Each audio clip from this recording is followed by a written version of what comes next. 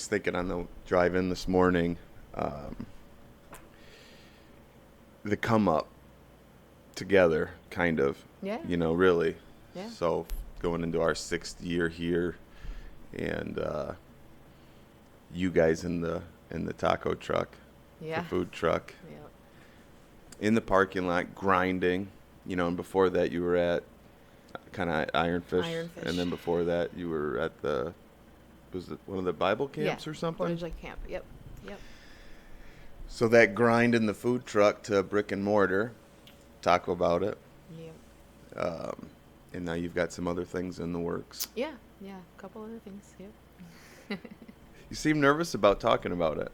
No, not really. Not really. There's a lot of with a couple of projects. There's a lot of I don't know, like You don't want to put the cart in front of the horse. Yeah, there's not like full decisions made yet with a lot of it. So going too much into detail and then having to like retract. Never mind, this is the direction. So, there's not a whole lot of final decisions made, but definitely huge things in the works. Particularly working on kind of a staffing company, myself on my own, to try to help a little bit with the hospitality service and employees here. So that's Let's something talk about that. Yeah, something kind of behind the scenes. It's kind of forming almost an accident. I took about 8 courses through Disney Institute, just training on what it is to be a good, hospitable community. Like how can we invite people in more, make them feel more welcome, while still making the locals feel welcome, and just kind of, balancing all that. So, in taking all these courses, I started thinking this is something we could teach here. This is something we could push here, instead of looking at visitors like inconveniences. Like sometimes the older generations tend to kind of push that narrative a little bit, like, oh man, here they come again. And I think there's a good way to balance both. We do live in a tourist town, it's reality. So I think taking these courses kind of like their light bulbs started going off. Like even my restaurant, we struggle with, oh, here comes more people, or oh, here comes a 20 top, instead of celebrating the fact that our small town is a destination place. People do like to come here and they enjoy it here. So that's kind of where my focus has been, is just teaching people how to be more hospitable and more inviting, and starting with my small staff and hopefully branching off to. How are you doing that there? So how does that work then? Like, how are you utilizing it at Taco About It? So it's slow and painful to change people's mindsets. We have some core staff that do that very well. Obviously we taught Adrian from a really young age to, when people walk in, it's, hey, how's it going? And so we did create like about a 45-minute long training session. This episode is brought to you by Watson Motors. Look, are you in the market for a new vehicle? Watson Motors is honored to have been voted Manistee News Advocate's Reader's Choice for Top Automotive Service Department and New Car Dealer. The Watson Motors team would like to take this moment to thank the community for your trust, loyalty, and support. As a locally family-owned and operated business, Watson Motors is dedicated to continuing to provide top-quality vehicles and exceptional service to the community that deserves nothing less. Whether you're in the market for a Chrysler, Dodge, Jeep, or used vehicle, or need maintenance on your current ride, Watson's has you covered. Visit www.watsons-motors.com today to see the largest new and used car inventory in town. This episode is brought to you by Just Clean, Manistee's premier car wash located at 146 Cleveland Street, or just north of the US 31 bridge. Look, if you're anything like me, you're not going to spend an hour or two in the hot summer sun in your driveway trying to wash your vehicle. I don't have time for that. So I always take my truck to Just Clean. I choose their ultimate car wash, which includes a triple foam conditioner, a ceramic coating plus wax, and a 60-second heated blow dry. They are the only car wash in town offering the ceramic coating. For my money, I choose Just Clean, and I hope you do too. This episode is brought to you by Brandon Ball, broker-owner of Dwelling Realty in Manistee, Michigan. Listen, are you looking to sell your home? Then look no further. When you list with Brandon Ball, you'll get a trusted advisor who will guide you through the entire selling process. With extensive knowledge of the local market, he'll help you price your home competitively to attract the right buyers. And with proven market strategies, your home will be seen by the most qualified buyers. With his 17 years in the business, you'll have someone who's experienced and on your side. Contact Brandon today to get started selling your home. 231-690-4981 or Brandon@dwellingrealty.com. And it's kind of evolving and changing as we need it to change. And we start our servers off with that, especially in the summer at the very beginning.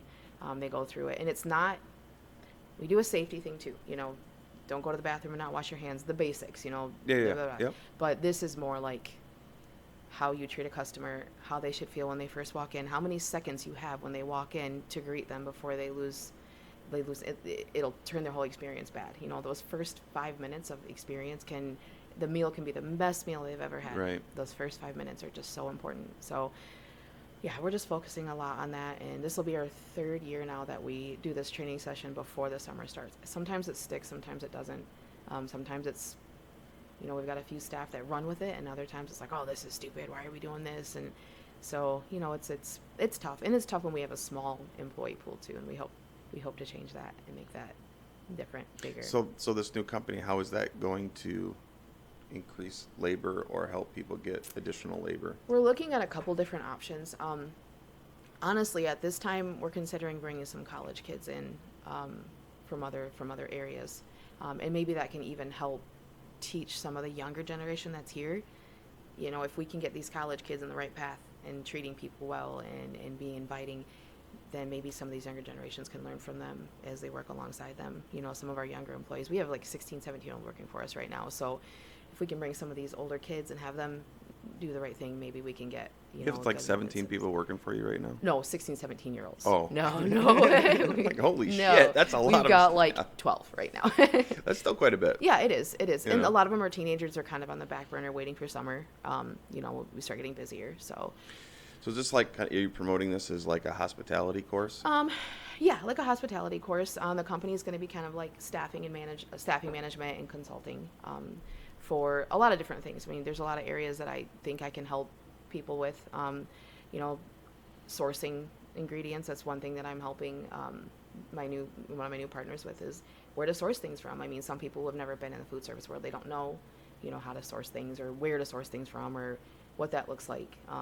So I'm helping a lot in that area. But it's mainly HR, it's mainly how to get employees.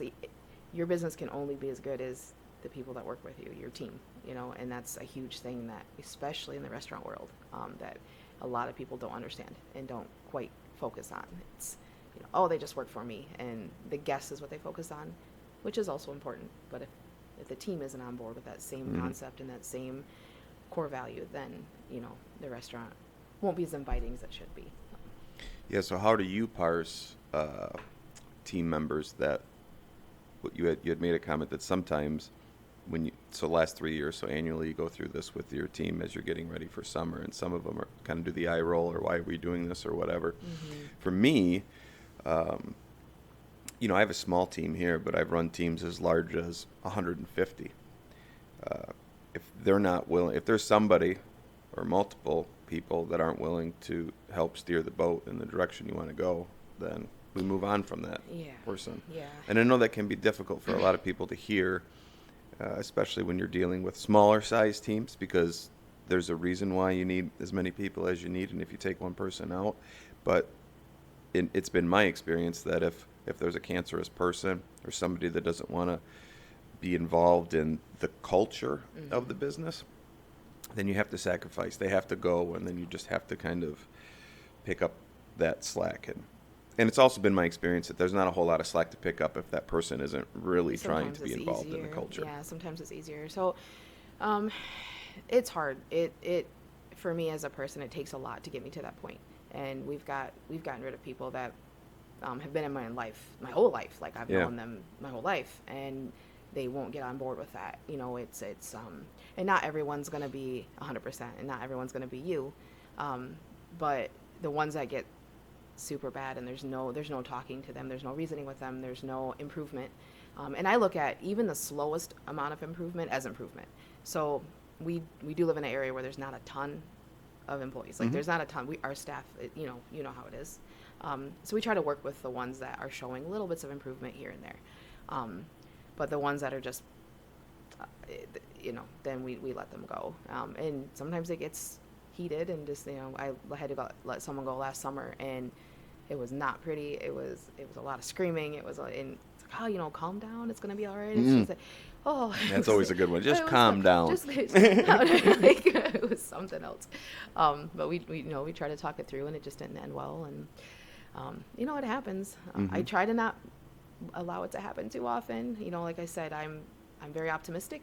Slow improvement is still improvement. So, and our staff right now, our core staff right now, it's every year is a little, just a little more improvement, or sometimes it's leaps and bounds of improvement, and you just have to recognize all that and praise them for it and hope it continues to go forward and never backwards. It starts to go backwards, then that's that. Oh, okay. Yeah.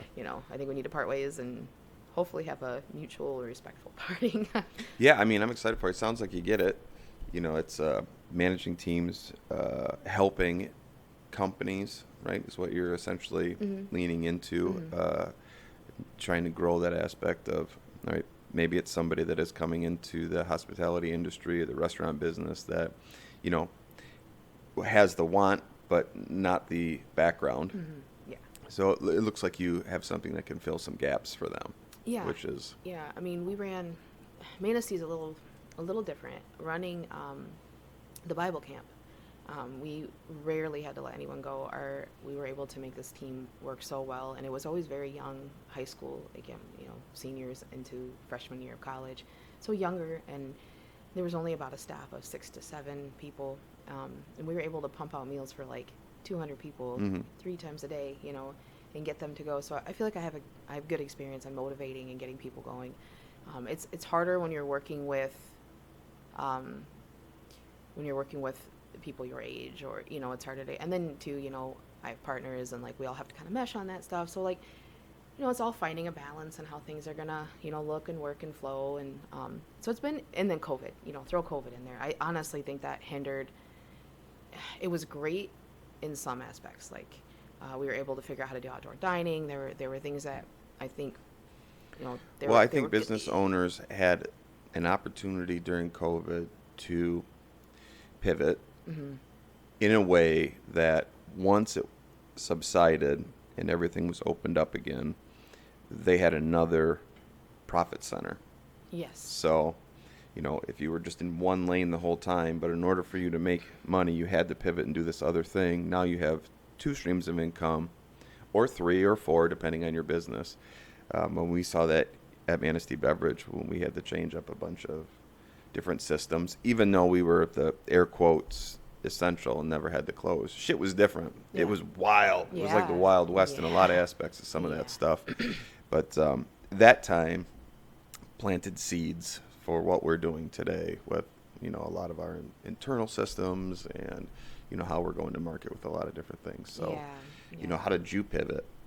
We went back to food truck style, kind of. So it was really familiar for us. I mean, aside from delivering, and I did deliver off the food truck here and there when we were parked out, like out of Ways and Brethren and stuff for like the salmon run. So we just went back into food truck mode, which was fine, and it worked well. The first shutdown, we didn't bring any of our staff back because we didn't know what that would look like as far as COVID. But the second shutdown, we did. We had a lot of our staff in. They all jumped in the kitchen and did what they needed to do, and it was good. It was really good. It was a learning experience. The one thing that I took from it, though, was that the service industry is now a commodity and it's not a necessity anymore. So it has to be done right when it's done, right? That's good. That's a good quote. Yeah, it has to be done right. It can't be people. It's not a need anymore. There's kiosks now. There's the food truck style now. There's walk in, order, leave. There's so many different ways to do things now. So sit down service has to be special. It has to be VIP feeling. It has to be an experience, not just here's your food, eat it, got a tip, walk away. So definitely that was one of the things I took from COVID, was that it's not a necessity anymore. You know what? I agree with that statement. It is not a necessity anymore. And I was having this conversation yesterday on the podcast with my buddy Brandon. When we were talking about the service industry in particular, restaurants came up in our conversation. When there was a kind of a break and people could start coming back into restaurants and kind of starting to live something of what their life used to be like, it was a treat to go to a restaurant. And there was this feeling of graciousness on the side of the consumer, like, thank you for being open.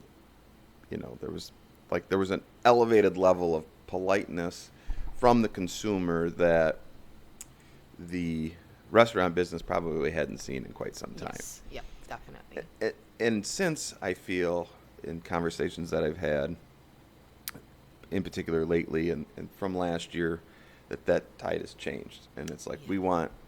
we want our service back. Yes. I Yes. came here to spend and hey, and I get it. I'm a consumer. Yeah. When I go Yeah. out to a restaurant, I mean, like some of the things that you were saying, there's a certain level that I kind of expect depending on the restaurant. Yeah.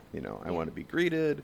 I want to have some politeness back and forth, and then I want what I want when I feel it's time that I should get it. Like, Yes. this is when my drink should come. This is when the app should go. Whatever. Mm-hmm. That sounds so first world, but Yeah, I mean, it's true. true. It's true. I mean, you're going in there and you're spending money, and nowadays things are higher because all of our costs are higher. So the consumer is going to absorb some of that cost, and it's true. Whenever you're expecting a certain experience, and restaurants have had to battle with short staffed and still meeting those expectations of the Exactly. consumer, and it's not always the easiest thing, especially in the summer, because we'll get lines and lines of people out the door, and we're trying to balance getting the drinks within 10 minutes, getting the food out within 20, and it's never easy. It's never ever easy. And talk about it, we do so many things from scratch in the kitchen that it also is kind of like a balancing act on that, and to like how much do we actually prep? How much can we actually fit?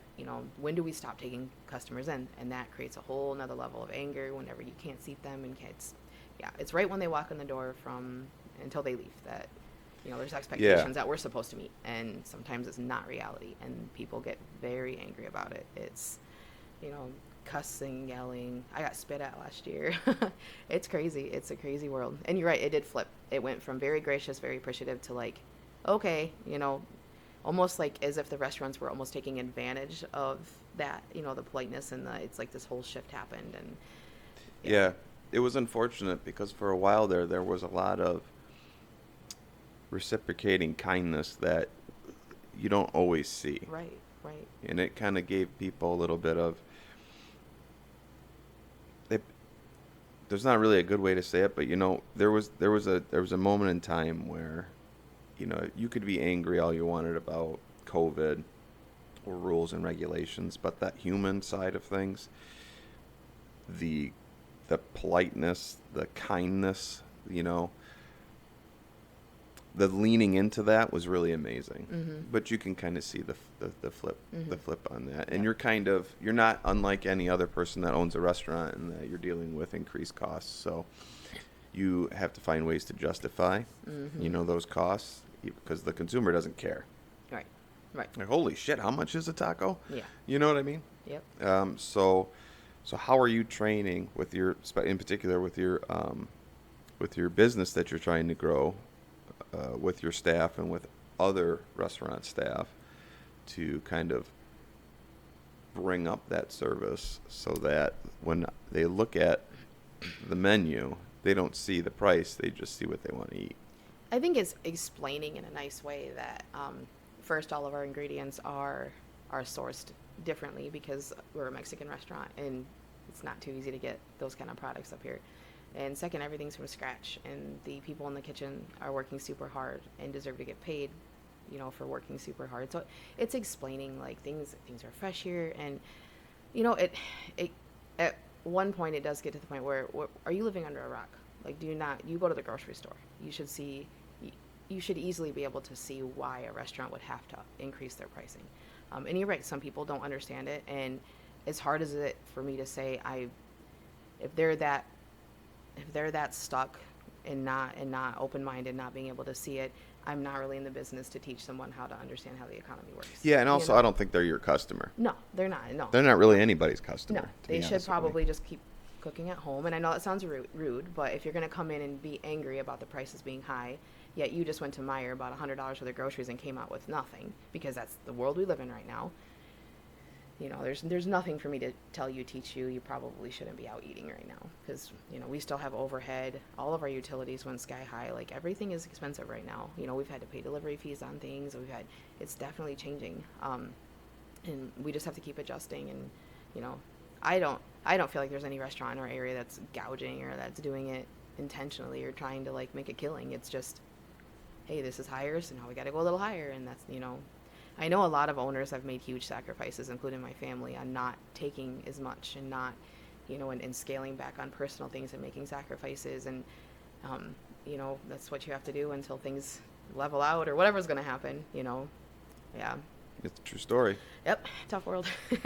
So for example, so you're just speaking about Taco About It and the ingredients that you source, and I mean, every restaurant to a certain extent, no matter where they get their food from, is seeing increase. Oh, for sure. Yeah. Can you talk about the new ventures you're going into? Yeah. And how you're leaning into that with your new business and. Yeah, I can talk about it a little bit.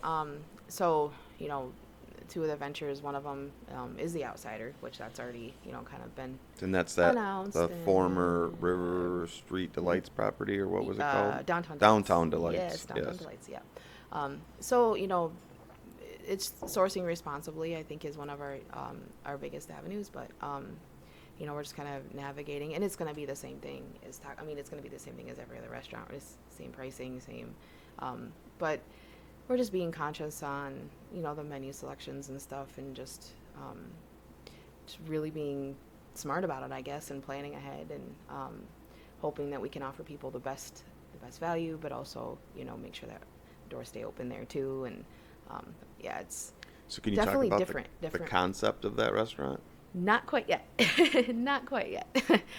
It'll be soon. Next few weeks here. I'm sure things will start to kind of. It's very geared towards recreation. I can say that. It's very trying to get people to disconnect a little bit from their phones, from the screens, and just enjoy the outside. Are you telling me I can't look at my phone when I'm there? You shouldn't. No, just like disconnecting and disengaging a little bit while you're there. It's an experience, and that's the same thing that I talk about with any type of food service, in any type of food service establishment right now. It's, you need to sell an experience. You need to have an experience. And I think this experience is going to be something different and really exciting. So it's kind of just, man, I want to be part of this. How can I be part of this? So super excited for it. I think it's going to be different than what a lot of people are doing. So your role in this restaurant, The Outsider, is more consulting? Yes. Yes. It's kind of undefined right now. I've been involved in a lot of the aspects of it. It just kind of fell into place. We're working on another project together, and this just kind of was like. And that project is? It's the old music vault. Oh, here we go. We're getting juicy. The old music vault. The old music vault. There's stuff happening there, and I'm sure you guys seen it announced in the paper. It's going to be a boutique hotel, Emerald Cove. So yep, it's going to be called Emerald Cove. Emerald Cove. I believe they announced that in the paper. Did they? Yeah, they did. Yep. Wait, timestamp. I hope so. Yeah, very cool. So working on that. Obviously, that project's going to be a long time out. It's a year plus away. I mean, there's still working on funding, I assume, or just that's how long it's going to take. I do not know, but there's construction, there's engineering, there's all kinds of things that fit in, fit into play there. So there's lots of meetings, lots of decisions. I'm obviously heavily involved in the restaurant.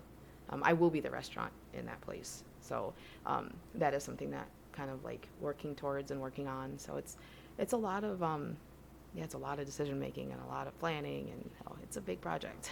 Can you spill the beans on what that restaurant will be like? No, not quite yet. Only because there hasn't been final decisions. I mean, we're just in the design phase of it. So,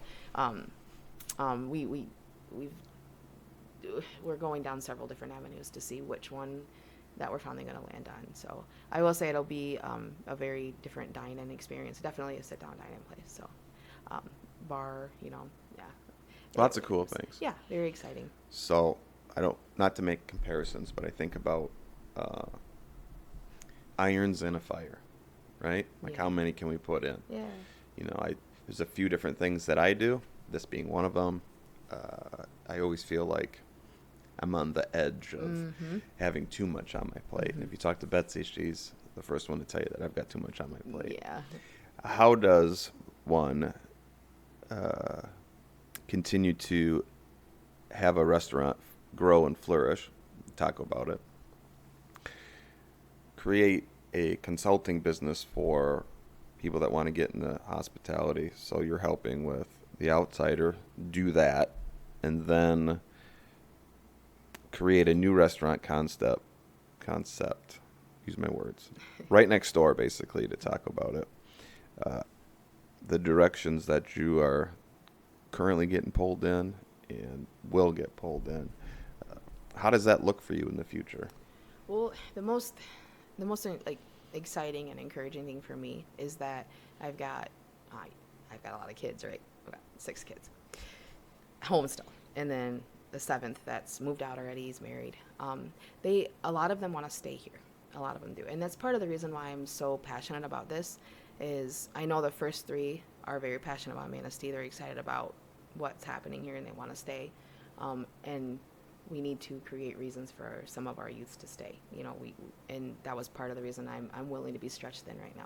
But I do have a really good team. I mean, one of my managers that talk about it is also helping me with the consulting and doing a lot of it. Like I push a lot. Hey, can you get this form done? Can you get this paper? And he'll get on it and do it. Tavo is a huge part of talk about it. Like I can probably take a month off and he would just get in there, bust it out, run it. We have a really good core team. Adrian, my son, he can run talk about it. Like we have a good team. Without a good team, there's no way I could do any of it. But and then even John Faber, my new partner, he's also cranking and doing things. And hey, I got this. If you can do this, or I know you're super busy, I'll do that. It's a lot of communication and a lot of help. I couldn't do it without that.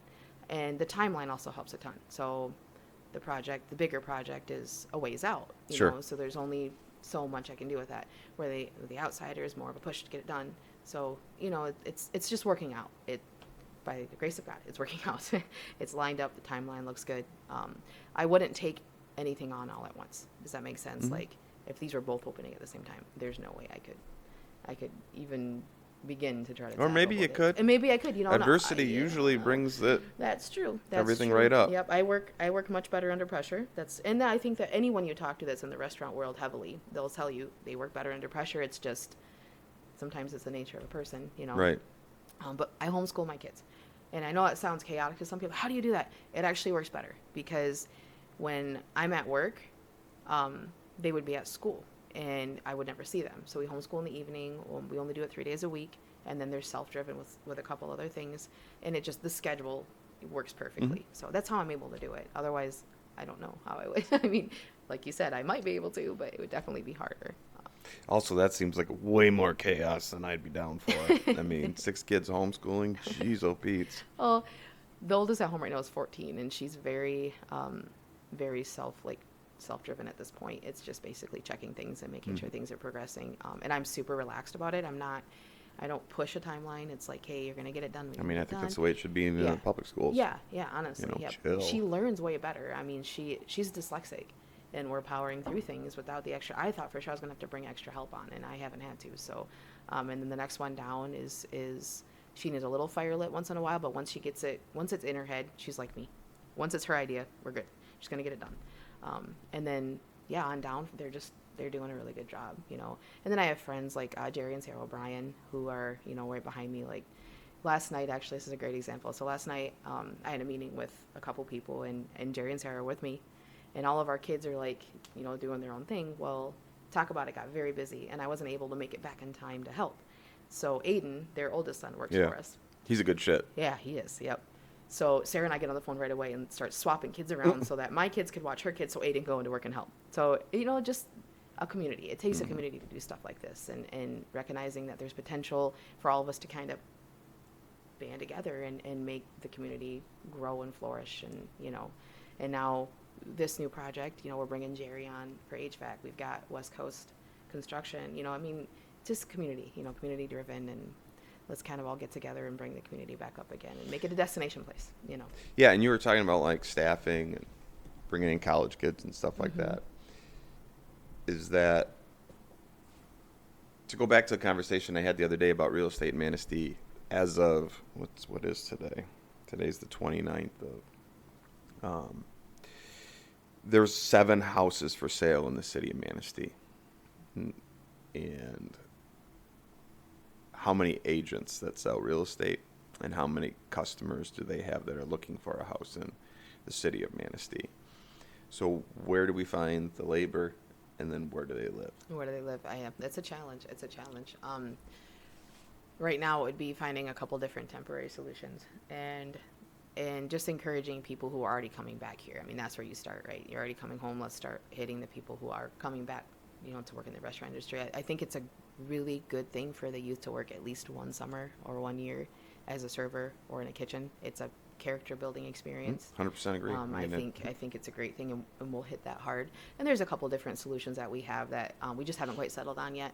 And it's a temporary, in my opinion, it's a temporary thing. I think that as we see growth in Manistee, we'll see the labor pool grow, and I really am interested in keeping the jobs local, honestly. Like, I really want to see that happen. But at the same time, it'd be awesome to bring in people from other towns, because they're going to be here, working here, also spending money here, also getting to know our town. And those are future people that might come back and either live here and invest here, grow a family here. Now you're introducing more people that wouldn't know about Manistee to Manistee, and then make that a destination place. Is like, I say that all the time. Like, it needs to be a destination place. It's gorgeous, not only to come visit, but to also settle down and live. And I think if we continue on the path that we're on, it can be that again for younger couples, younger families. Yeah. We definitely need the younger crew to kind of stake some claim to Manistee for sure. Yep.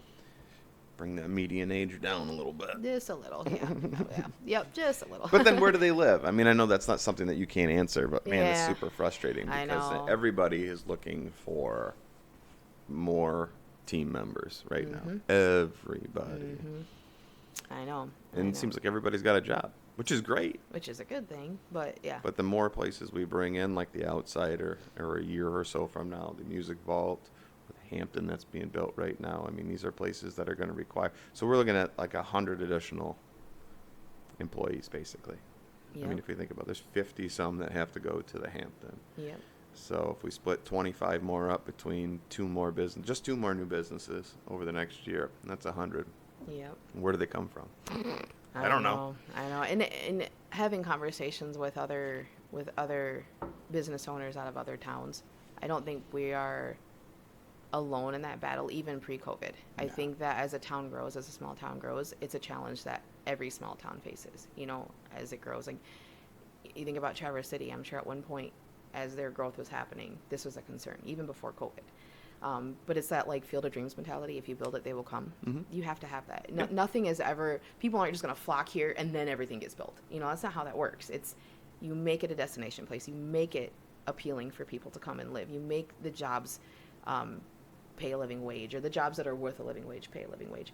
That's how people will come here, and bringing other people here to work for the summer, I think, is a great way to introduce our town, and put it on the map, so to speak, for people to come back and to live. And, oh man, I really fall in love with this town. That's how, if you talk to a lot of people who ended up settling down here, they started off as tourists. They started off as guests coming here to visit, and then they just loved it so much. My neighbor started off like that, and now they live here full time, and they love it, and they invest here, and it just makes sense. Yeah. And that's, in my opinion, maybe I'm not wrong, but in my opinion, I think that that's how that works. We start to get the town more appealing, then you get the people. We shall see, right? I mean, everything's a gamble. I do agree with that. If you build it, they'll come. Although, I mean, there's pros and cons to how big or how small the town should be, and people have their opinions about that, and I get it. But yeah, I mean, right now, yes, we don't want it to explode. Maybe we don't want to explode, but we also have so many setting buildings that things could happen in. So even if we don't want to get bigger, let's at just least fill up what we have. Yes, let's at least sure. fill up what we have. Fill up what we have. And and that is going to bring more revenue, bring more interested people with the means to make the housing thing happen. Like, if we continue to just let these things fall, I mean, what will we look like in 10 years? If we continue on the path we were on, where buildings are just crumbling, things aren't happening, things aren't moving, our town would die. And then dude, the beach house at First Street got a restaurant going in there, or a new restaurant type style. That's going to be kind of fresh. I know, and their ideas are great. The ideas are great. I'm excited for that one. Yep. I think I just read about that yesterday, and we were all kind of discussing it and excited. Because I don't, and obviously, it's like saying I'm not a doctor. I don't own a restaurant, but I feel like when there's more options, it's going to help the restaurant owners really zone in on creating something Yes. that's more profitable Yep. with maybe even less stress involved because, the people are, have these other places that they can go and, hey, it's kind of like the food truck where a lot of people would say you can't have food trucks downtown. It's going to take business away from all the other restaurants. And it's like, no. That food truck is taking business that wouldn't normally come downtown. Yes, and they're seeing, as they're coming downtown, they're seeing other options for later on. And people don't understand. Like, for us, we always were more, in the food truck, we were always more profitable when we were parked in a group with other food trucks. Because you get families come and the dad wants to eat barbecue, the mom wants to eat Mexican, the kids want to eat tenders and fries. So you get more people flocking to that one area, and then it's forced innovation. I mean, when you have tons of places right in a row, you are forced to be innovative. You're forced to think outside the box. You're forced to do better. You challenge each other to do better, better customer service, better food, more exciting, more trending, and people don't get that. It's you can't, being the one and only is a failing concept. It's a failing concept. It won't work. The more options, again, creating a destination place, the more options there are, the more people are going to flock. The more people are going to drive there purposely because there's more things to do, and stay longer because there's more things to do. Not travel to Traverse City. I love Traverse City, but they're busy enough. Keep them here, keep them spending here. So many tourists are like, oh, we do two things in Manistee, and then we go to Traverse City 3 days a week while we're here for the week. And it's like, man, if we had more options and more things here, that would keep them here, keep them spending money here, and enjoy the town. So, yeah, and I know there's a lot of flack on that whole tourist thing. I get it. I mean, if you choose to live here, you're living in a tourist. I've been here for 45 years. Yes. Okay, yeah. It's been a tourist town for 45 years, and it's going to continue to be that way. So I mean, if you're and a lot of people that are complaining about it, I think, don't necessarily live within the city. They probably live out county, and they're like, I'm not going to Manistee in the summer. Yeah. And I'll take heat on that, but whatever. I'm tired of it. Same, me too. I run a business here. I feed my children with the business I run. 70 to 80% of the income is in the summer. It's reality. I don't want to live anywhere else. If I wasn't a business owner, I'd still live here because Jesus Christ, this place is gorgeous. It is, yeah. It is, and I feel like it's such an undiscovered place. If you compare it to a lot of other lakeshore towns, it's beautiful here. It's definitely set up to be a really good destination place and a place to live year round. We have, even in the winter. There's so much. I've had this conversation at nauseum, and I can't wait to have Dylan back on the podcast because my buddy Dylan, Dylan, just to talk about just recreation for starters. Just that is year round here in Manistee, Manistee County. It doesn't need to be. And sometimes even developers will say, we're here to capitalize on the summer business. But we need that narrative to change. We need people to understand that there is so much shit to do in this county year round that it is 100% a year-round destination. Oh, yeah. And I think we need to do things like get the Visitors Bureau on board with, there should be a little bit of focus on the seasonality of things. Like, this is what you can do in the summer, this is what you can do in the fall, and this is what you can do in the winter. But damn it, focus on it year-round. Yes. Hard. Yes. And that will keep people... That'll force people to just be like, we just need to live there. Yeah, exactly. And that was one of the reasons that John and Lisa Faber, that I think when they were talking about some of the concepts they have with The Outsider, I gravitated towards that because that is a big thing, is recreation, and how can we appeal to people all year? How can we introduce the idea that it's not just the summer? It's, oh yes, the beaches are amazing. But man, come out and see when it's frozen, how beautiful it is. There's so many different things you can do. So many places to ski around here, and this is so central to it, that you can act like it's a cool place to be. It really is. And I think that all of us could band together and make that happen and make people see, what you could do here. I think so. I wouldn't live anywhere else either, even if I didn't own a business here. There is sometimes when I'm shoveling the backyard and I'm like, man, I could be in Florida, but I would visit for a couple weeks and I'd be right back. Yeah. I've tried to leave several times and I end up right back here. I love it. I mean, I'm not a winter guy in terms of, I don't do anything outside besides shovel. Yeah. In the wintertime. I don't do the sport, but I get it. Yeah. We have a shitload of that stuff to do in the wintertime here. Yep. So we got to change the narrative, because if we can change the narrative and get more people to come here year round, I mean, the discussion about business in this town is completely different. Mm-hmm. You know, instead of having 5, 6 months of, you know, the arrow going up and we're constantly in the black, now we have 12. Mm-hmm. You Yeah, know, yeah. And what a change that could be what for a all of our change. families. I mean, honestly, and I think about like the families here, the families that are my age that are still rearing kids and still, bringing kids up. It's really hard to like feast or famine thing. It is. It's like a constant battle. It's a constant like shifting. Hmm. It's kind of almost like a mental game. You're like, yeah, yeah, yeah, yeah, and then and I'll talk to my staff. There is seasonal depression so bad. Right after Labor Day, it's ghost town. And my staff's all looking out the window like, man, we just got this like huge adrenaline rush of like, oh, ready to go, ready to take on life. And you can see them light right up with possibility and excitement. Right after Labor Day, it's like, brrr, and you can just see. I mean, I've had to pull some of my staff out of that, and come on, like, and it's hard to do, because you get them all geared up, and then nothing, I mean, It's, it's wild here in the mm-hmm, summer. mm-hmm. And people that are listening or watching this that aren't from towns like this, the influx of humans is It's insanity. crazy. There are some weekends where it's just, so yeah, it's not like there's this excitement as a worker in this town. It's just like you're just constantly like, It's oh an my adrenaline God, rush. it's like whoa all Yeah, the time, and yeah. then you're right, it just stops. Yeah, So it then messes with your psyche. It messes yeah, with you. Yeah, it's hard. It's we really get it hard. here. I Yeah. mean, there'll be 4 or 5 of us standing around looking at each other like, Yep. this is rough Yep. today, Yep. and Mm-hmm. I run, here where you get this, you're going to get the same hours. So I know it's different in the restaurant business as far as how you get paid and tips and stuff like that, but like here, you'll get the same pay year round as long as you can stand here when nothing's going on. Yeah. I'm not Yeah. the type of guy that's going to be like, oh, we're going to cut your hours in half. Yeah. So Yeah. we do what we can to make sure that they can live the way they're accustomed to, but it can be difficult because I'm always like, hey, I'm not keeping you here. If you want to go home, you can go home for the day or whatever, and I get it. But yeah, some days it's like, man. Well, and that was a challenge. I talk about it too. We have two people that stepped up like crazy during COVID.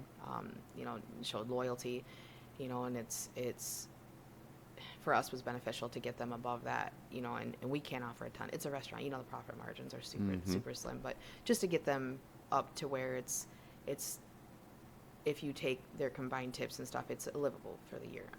It's I wish we could do more. I always wish we could do more. It's an uncomfortable conversation. It is. But the reality is like, with the food costs going up. But I feel like they're very happy. They've stayed with us, one of them since we opened, and the other one about almost 3 years now, I believe. And then, obviously my son and his wife are there and happy. But it is that how do you take care of them in the winter as well as they should be taken care of for the devotion and the loyalty that they've given to us? How do you balance that? Benefits would be awesome if we could figure that out. I mean, yeah, right. That's such a tricky thing. I can't even offer it for myself, let alone it's tough. It's really tough. Yeah. And it is uncomfortable conversation because there's so much debate around it. But there's also the reality behind it, and the reality is you need to keep your doors open. And yeah. It's business has to keep running, and owners can't live on nothing either. So it's tough. It's really tough. I found a way to live on nothing. Yeah. But that's because I got a wife that grinds. You know what I Yeah, mean? So we yeah. can grow this business, and I don't think I'm speaking at a church. I mean, the liquor store eventually, I think, will start making money on. Yeah. I mean, I guess I shouldn't have said it that way. I make money in the liquor store. I just don't really pay myself because we just kind of put it all back in. But I wouldn't be able to do that without Betsy doing the work that she does. Mm-hmm. Yeah, So, and that's a challenge for my family. Is it is our only income. It's our only income stream right now, so it is a challenge to like balance, putting money back into the business, which I feel we do well. But also when you make the decisions, it's hard, right? Like Yeah. when you make decisions to close to do stuff, it has to be timed just right, or you're gonna lose so much, And then depending on what you're doing in there, you could be closed a lot longer. You start getting stuff done in there, and oh man, you run into problems and all kinds of stuff.